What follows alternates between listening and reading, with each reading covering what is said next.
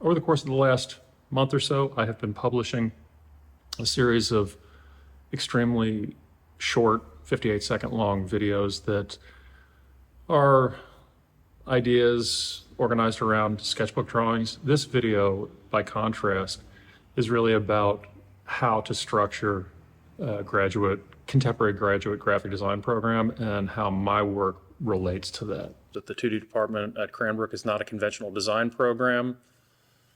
Our work is situated in the conceptual overlap between art and design. This overlap defines what we make, how we structure the department, or how we structure critique in our daily practice. Now, we occupy the in-between space, the edge condition. Now, we make four things. We make traditional design, experimental design, art, contemporary art, and writing.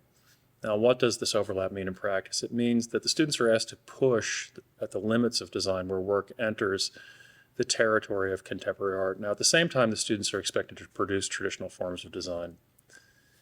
Traditional not in how something looks, but traditional is where the function is to move the message from the receiver to the sender, like in this work, or in this work, or in this work, or in these.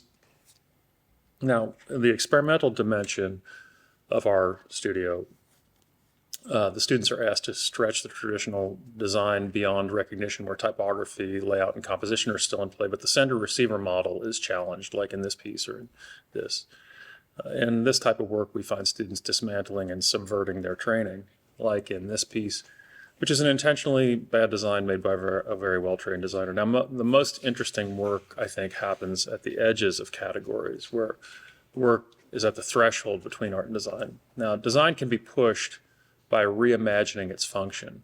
This work questions design and art's relationship to commodity culture, and categories collapse in the department. Now, much of our work clearly overlaps with contemporary art, where work becomes installation,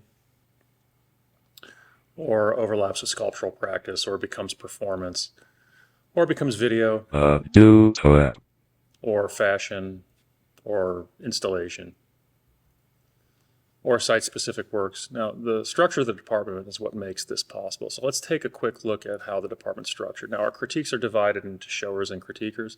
On Sunday, 72 hours in advance of critique, the shower installs work in the crit room, and by Thursday at 9 a.m., the writer writes between 1,500 and a 3,000-word essay, which is designed, typeset, and made as a zine in an edition of 20 copies.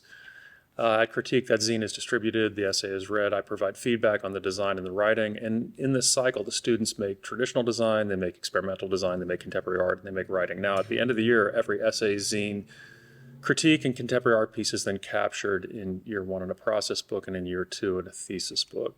Now, what does this look like in practice? Well, as I said, students make contemporary art. They write critically about those pieces. Those writings are designed as publications. The students critique that art and the writing, and then all of that is captured in a process book in year one, and then in year two, in that process book is reworked into a thesis book. Now, here we see an example. We see in the background, we see a selection of zines, critical essays from last year. In the foreground is one of these essays written by Sidney Howell, which is a review of Theodore Ambrose's work. And then here we see in the background a selection of process books. In the foreground, we see a process book by Ed Ryan that contains 45,000 words of writing and his work from the year. Now let's take a quick sidebar to look at our writing and critique process in the department in depth. Now, most of you are familiar with an undergraduate critique where the professor focuses on description and critical assessment. Now, in our department, we focus on interpretation, theorization, and context, which are three different things. Now, let's take a specific look at how. Now, I teach a method for how to evaluate the works of art and design that I've developed over a 24-year period. It's called the ADSR critique method for the evaluation of works of art. It is based on a waveform model.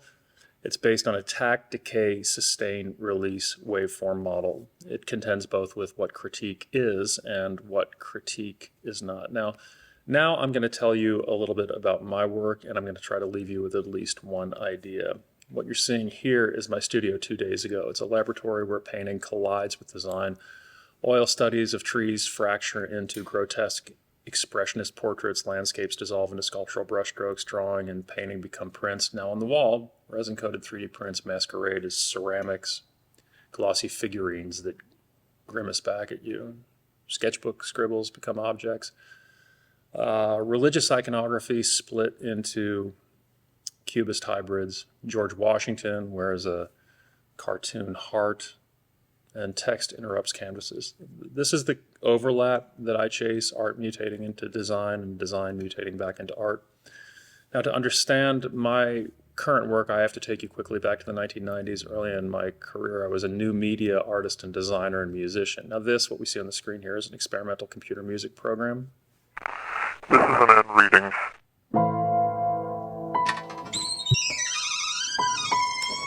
Sorry. That's okay, go ahead. This led me to performing in black box theaters and writing music.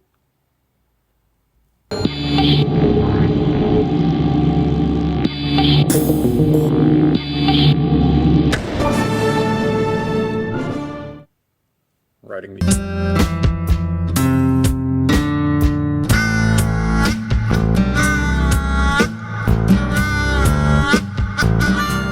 Making and designing electronics that control video, to recording and performing with a band and designing and building robotic drums.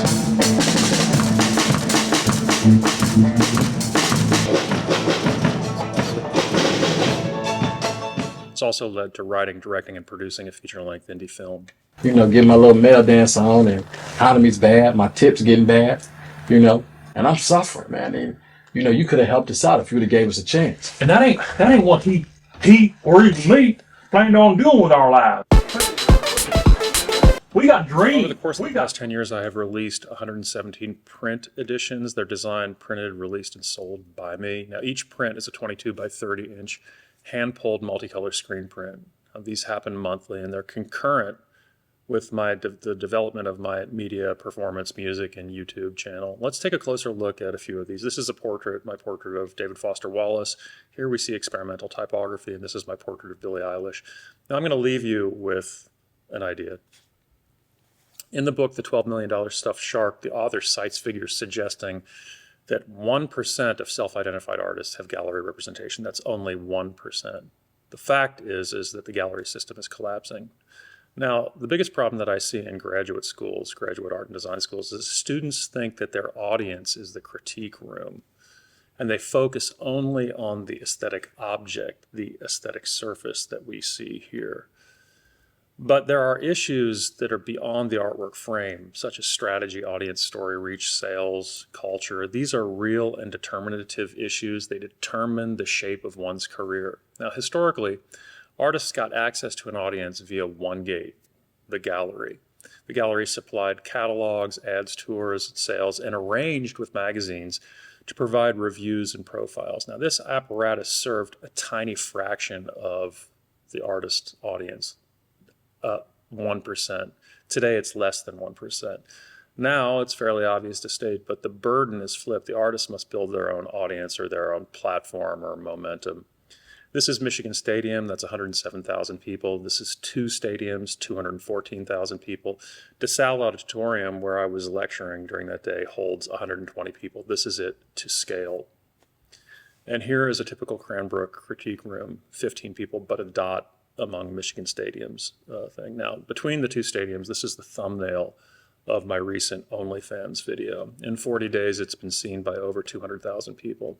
So the strongest advice that I can give graduate students, or students in general, is that the audience for the work is not in academia. It's not in the critique room. It's not in the lecture hall. If it is, you're cooked.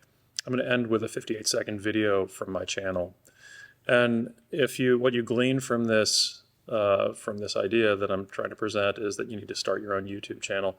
That's a surface level reading. I'm saying something fairly obvious. We all know this in the age of social media, but that it is our responsibility to look beyond the confines of academia, the critique room, lectures, and to build audiences for our work.